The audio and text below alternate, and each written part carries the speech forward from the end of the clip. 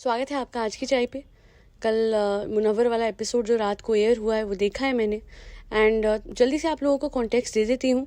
आयशा जो इस घर में आई थी मुनव्वर फारूकी के बारे में सच बताने के लिए, पहले एक हफ्ते मुनव्वर जी ने उनको अच्छे से घुमाया। समझ लीजिए कि बस उनको डिफ्यूज़ कर दिया, अपना प्यार दिखा के, इनडायरेक्ट आंखों से ये समझा के कि मैं आपसे शादी कर लूँगा। उसके बाद जब सलमान खान ने कहा कि कहीं ना कहीं ये फेम लेने के लिए आई है, जब मुनव्वर को लगा कि आयशा का गेम ख़त्म हो चुका है, तो उसे वापस से साइड लगा दिया। और आयशा को ये बात हजम नहीं हुई। नॉमिनेशंस में जब बात आई नॉमिनेट करने की, तो आयशा को कहीं ना कहीं बुरा लग गया कि मुनव्वर ने वो बात रखी सामने कि आयशा इस घर में फेम के लिए आई है, नेम के लिए आई है, और मुनव्वर को यूज़ करके फेम लेने के लिए आई है। और उसके बाद क्या था, बस एक के बाद एक आयशा ने मुनव्वर की ज़िंदगी के सारे जो पन्ने थे, जो किताब में बंद थे, वो खोल के रख दिए। वो बातें, वो फसाने जो हमें समझ नहीं आ रही थी, जिसकी वजह से मुनव्वर इतने चुप थे, इतना ओब्लाइज कर रहे थे आयशा को, इतनी चापलूसी कर रहे थे इनिशियल डेज में आयशा की, अब समझ में आता है कि वो सब क्यों हो रहा था। और जो भी लोग मुनव्वर के फैंस हैं जो मेरे चैनल पे आएंगे, उसके लिए लिखने में एक ही बात बोलूँगी कि अभी भी आप उसकी साइड लोगे। अगर मैं 2 बीवी वाले व्लॉगर पे बनाती हूँ और उसको गलत बोलती हूँ, तो फिर मैं मुनव्वर को सही कैसे बोल सकती हूँ। मैंने मुनव्वर को तब तक सही बोला जब तक मुझे लगा आयशा के पास कुछ है ही नहीं बताने को, तो वो किस लिए आई है। But I guess now I got it. वो इज्जत रख रही थी उस इंसान की जिससे वो निकाह करना चाहती थी। She was ready to accept his child as well, जो कि नाजिला ने एक्सेप्ट करने से मना कर दिया। एक तो मुझे समझ नहीं आता, नोइंगली आप एक मैरिड मैन के साथ रिश्ते में आते हो, जानते हो कि उसका बेटा है, और उसके बाद you literally tell him to send his child to boarding. और फिर आयशा की बात भी सही है कि भैया वही बच्चे के एज की है, तो वो क्या बच्चे को संभालेगी। कहीं नाजिला मुझे गलत लगती है तो सिर्फ उस जगह पे जहाँ पे ईशा, आयशा और अंकिता डिस्कस कर रहे थे कि शायद उसको पता था, शी न्यू कि वो मैरिड है, और उसके जानते बूझते भी वो एक रिलेशनशिप में आई एक मैरिड इंसान के साथ। तो जैसे 2 बीवी वाले व्लॉगर के केस में था कि पहली बीवी ने भी किसी और से डिच करवाया था, तो वो ऑलरेडी 2 बीवियों से पहले भी मैरिड था, तो इसलिए पहली बीवी के लिए कोई सिंपैथी नहीं है, इसलिए नाजिला के लिए भी कोई इतनी सिंपैथी नहीं है। पर हाँ, उसको चीट करा गया है again and again and again. And lockup में भी मुझे याद है, मैंने लॉकअप नहीं देखा, बट आई स्टिल रिमेंबर ये जीत के आया था, तो सबको ये लगा था अंजलि अंजलि अंजलि, बट देन बाहर नाजिला थी। और ये इसका पैटर्न है। इससे पहले 2 दिन भी इसी तरीके से आंखों ही आंखों में बात करी थी मनारा से। अब जाके देख लीजिएगा, रेड कलर की ड्रेस वाला उसका एपिसोड है जिसमें मनारा ने आई गेस रेड कलर की साड़ी पहनी है, पहले 2 एपिसोड ही है। वहां पे भी मनारा से ऐसे बात कर रहा है कि जैसे, मुझे तो ऐसा ही लगा था कि शायद नाजिला है ही नहीं इसकी लाइफ में। मुझे ये लगा था कि शायद इसकी कोई गर्लफ्रेंड नहीं है। ये जब आया, ये आप लोगों को लगा होगा या ये पोर्ट्रे कर रहा होगा, बट जिस तरीके से एक्ट करता है, चाहे वो अंजलि के साथ करा, चाहे वो मनारा के साथ करा, चाहे वो आयशा के साथ करा, या और कितनी भी लड़कियों की बातें हो रही हैं, कहीं ना कहीं मुझे लगता है कि ये कंसिडर नहीं करता है कि इसकी लाइफ में कोई है। और ये बात एक कंफर्म कर चुका है इसके ही एक इंटरव्यू में, जहां पे इसने कहा कि उसने चीट किया है रिलेशनशिप में, and that he has beeped around. I hope you understand, आप सब समझ गए होंगे कि मैं क्या बोल रही हूँ। और उसने एक्चुअली में इंटरव्यू में ये शब्द यूज़ करा, तो उसने ये बातें बड़े ही वो कैजुअल तरीके से बोल दी। उसे थोड़ी ना पता था कि सारा का सारा जो उसका पर्चा है वो आयशा आके खोल देगी, उसके सच को। वो कहती ना, वो कह रही थी छितड़े उड़ा दूंगी, तो सामने वो सब कुछ जो लेके आई है, अल्टीमेटली देखिए मैं आपको बताती हूँ क्लासिक केस ऑफ मुनव्वर क्या है और उसके साथ क्या हुआ है, और बिग बॉस में आके क्यों लोग कहते हैं उसकी बातों को मत उछालो, उसके इन सब बातों को पर्सनल रहने दो। पर मैं आप लोगों को एक चीज़ बताना चाहूँगी कि पर्सनल ही रखी थी आज तक ऊपर वाले ने। वो तो हुआ क्या कि जब पाप का घड़ा भरता है तो घड़े में कितना पाप है नहीं दिखता, पर जब वो भरते भरते भरते ओवरफ्लो होता है, पाप का एक्सटेंड जो है, यानी दूसरों को धोखा देना, धोखाधड़ी करनी, रिलेशनशिप में बार बार किसी को चीट करना। सिर्फ नाजिला की बात नहीं है, वाइफ नाजिला, 7-8 लड़कियां जिनके बारे में आयशा बात कर रही है, नाजिला बात कर रही है, एक लड़की जिसके घर पे रिश्ता भेज के आया था, एक आयशा जिसको साइड लगाया, वो घर में आई तो उसको अपना बनाया, उसको अपना बनाने का ढोंग करा, उसको बोला कि बाहर जाके हलाल। सबको पता है कि उसने निकाह की बात कहीं ना कहीं की थी, है ना। एकदम से वो फ्लिप हो गया वीकेंड के वार के बाद। तो हुआ कुछ ये कि ऊपर वाला भी इसकी बातों को ढका छुपा रहने दे रहा था। पर देखिए, जब पाप का घड़ा भरता है, ओवरफ्लो होता है, तो दुनिया को तो दिखेगा ना। जब पानी बहेगा तो दिखेगा, पानी बह गया, पाप बह गया, अब ओवरफ्लो हो रहा है, एक्सटेंट क्रॉस हो गई।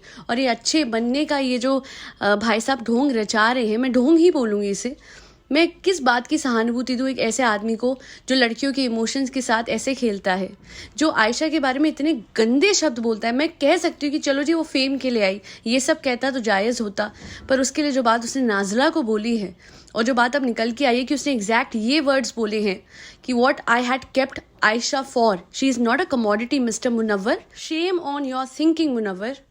आप अपने बेटे के लिए एक अच्छी माँ ढूंढ रहे हो और आप खुद दूसरों की बेटियों के साथ क्या कर रहे हो?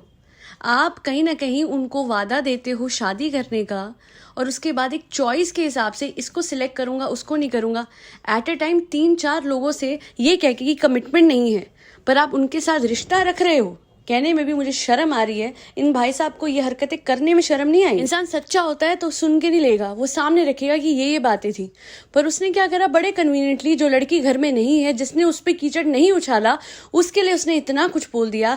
नाज़िला चुप रही उस दिन तक जिस दिन आयशा अंदर नहीं गई, जिस दिन तक ये बात नहीं निकली कि नाज़िला और मुनव्वर का ब्रेकअप हो चुका है। उस लड़की ने हमेशा डिग्निटी रखी है, उस लड़की ने कभी भी कीचड़ नहीं उछाला। और ये मुनव्वर जो है हर बात को निगेट करके कहता है मेरी बहन के लिए ऐसा ऐसा बोला था इसलिए मैंने ब्रेकअप कर लिया। अच्छा, तो तुम वापस क्यों जा रहे थे इतनी बुरी लड़की के पास?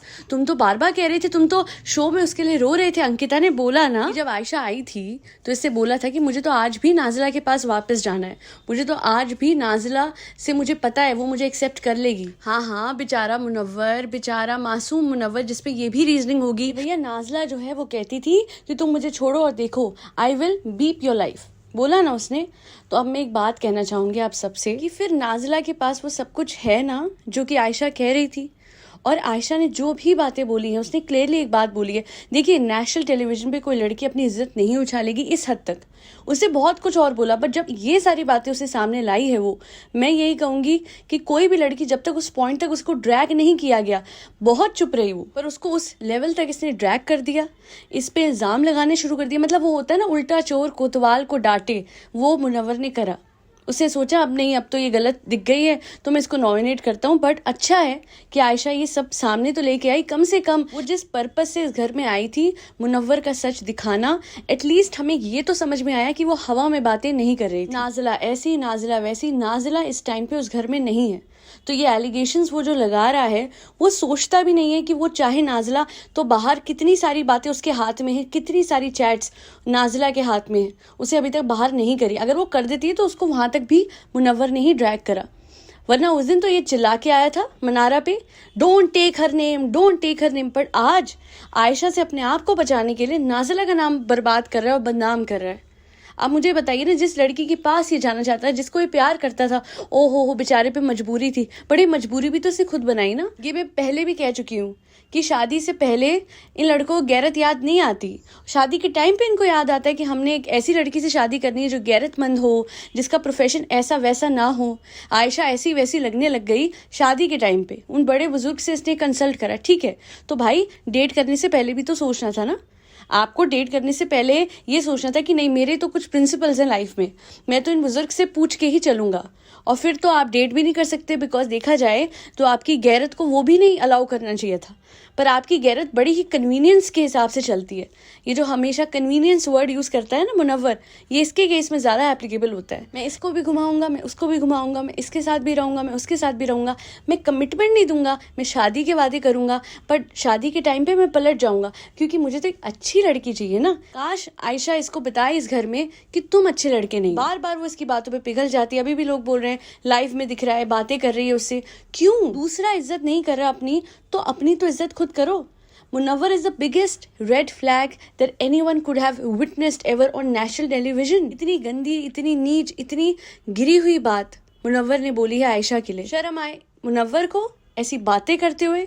और हर एक इंसान को जिसको लगता है कि अच्छा इस लड़की को हम डेट कर सकते हैं पर शादी करके नहीं ले जा सकते। हर लड़का अगर एक आदमी बन के नहीं और ये सोच के ये लाइफ डिसीजंस ले कि हो सकता है कि कल को मेरी भी बेटी होगी और कल को उसको ऐसा कुछ फेस ना करना पड़े, तो मैं किसी की बेटी के साथ ऐसा ना करूं, शायद तब जाके ये दुनिया थोड़ी बदलेगी। आप ये सोचिए कि आप सबको, मुझे भी एज अ व्यूअर मिसगाइड करा मुनव्वर ने ये कह के कि कोई कमिटमेंट नहीं थी। भाई मेरे, जब शादी का वादा कर देते हो किसी को, तो I don't think there is a bigger commitment than this commitment. मैं तो कहती हूँ मुनव्वर को ये समझना चाहिए कि वो एक अब बेटे का बाप है। एज अ फादर सोचे ना कि कल को उसके बेटे को क्या कुछ सुनना पड़ेगा। 19-20 साल की ईशा को लोग इतना कहते हैं, पर सच तो ये है कि अगर कोई इमेच्योर तरीके से लाइफ में चल रहा है वो मुनव्वर है। और there is no doubt about the fact कि हाँ, इतनी पर्सनल बातें नहीं आनी चाहिए नेशनल टेलीविजन पे, पर भूलिएगा मत, ये मुनव्वर के खुद के शब्द थे, what goes around comes around, full circle होता है। इज्जत भी यही मिली है और जिल्लत भी यही मिलेगी। तो अगर इतनी पॉपुलैरिटी मिली है, इतना नाम मिला है, उस स्टैंड अप शो पे जो अभी इसने करा था हाल ही में, सबने तालियां बजाई, तो इस टाइम पे सारे लोग डिसअपॉइंट भी हो रहे हैं क्योंकि गलत करा है इसने। हाँ, चीज़ों को ये बेहतर कर सकता है by apologising to Nazila, by accepting Ayesha, and ये तीसरी वाली का तो भगवान ही जाने, पूरी खिचड़ी बना ली इसने अपनी लाइफ की। खैर, आज के लिए इतना ही। आज की पॉडकास्ट आपको कैसी लगी कमेंट सेक्शन में बताना मत भूलिएगा, अपना फीडबैक देना मत भूलिएगा with respect to this podcast. मैं मनारा के लिए बोलना तो भूल ही गई। मनारा, इस घर से निकलना भी है, कभी जाना भी है, बस करो यार। अपनी डिग्निटी को कितना ताक पे रखोगे?